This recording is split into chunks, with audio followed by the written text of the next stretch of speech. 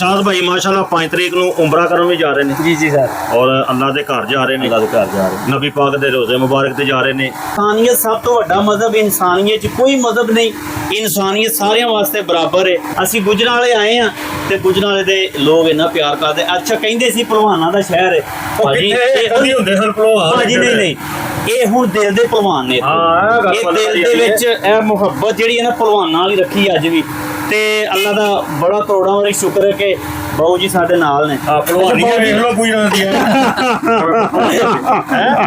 ਤੇ ਚਾਪਾ ਦਾ ਸੀਨਾ ਹੋ ਗਿਆ ਜੀ ਬਾਊ ਜੀ ਭਲਵਾਨ ਅੱਲਾ ਪਾਕ ਦੀ ਰਾਹ ਸਲਾਮਤ ਰੱਖੇ। ਅੱਛਾ ਜਿਹੜੇ ਸਾਨੂੰ ਭਾਈ ਵੇਖ ਰਹੇ ਨੇ ਬਾਊ ਜੀ ਹੋਰੀ ਥੋੜੇ ਪਰੇਸ਼ਾਨ ਨੇ ਉਹਨਾਂ ਦੇ ਬੇਟੇ ਦੇ ਮਾਮਲਾਤ ਅੱਲਾ ਪਾਕ ਦੀ ਜ਼ਾਤ ਉਹਨਾਂ ਨੂੰ ਸਿਹਤ ਤੇ ਤੰਦਰੁਸਤੀ ਵਾਲੀ ਲੰਬੀ ਜ਼ਿੰਦਗੀ ਅਤਾ ਫਰਮਾਏ। ਪੂਰੀ ਦੁਨੀਆ ਸਾਨੂੰ ਵੇਖ ਰਹੀ ਹੈ ਇਸ ਟਾਈਮ। ਅਸੀਂ ਪੂਰੀ ਦੁਨੀਆ ਨੂੰ ਰਿਕੁਐਸਟ ਕਰਨੇ ਕਿ ਇਸ ਵੀਡੀਓ ਨੂੰ ਹਵਾ ਤਰ੍ਹਾਂ ਫੈਲਾ ਦਿਓ ਔਰ ਜਿਹੜੇ ਸਾਨੂੰ ਦੁਨੀਆ ਤੋਂ ਵੇਖ ਰਹੇ ਨੇ ਗੁਜਰਾਂਵਾਲੇ ਦੇ ਲੋਕ ਉਹ ਕਮੈਂਟ ਦੇ ਵਿੱਚ ਲਾਜ਼ਮੀ ਕਰਨ ਦੱਸਣ ਵੀ ਅਸੀਂ ਕਿਸ ਜਗ੍ਹਾ ਤੇ ਰਹਿੰਦੇ ਹਾਂ ਔਰ ਜਿੱਥੋਂ ਵੀ ਸਾਨੂੰ ਵੇਖਦੇ ਕਮੈਂਟ ਲਾਜ਼ਮੀ ਕਰਨ। ਅਸਲਾਮ ਵਾਲੇਕੁਮ।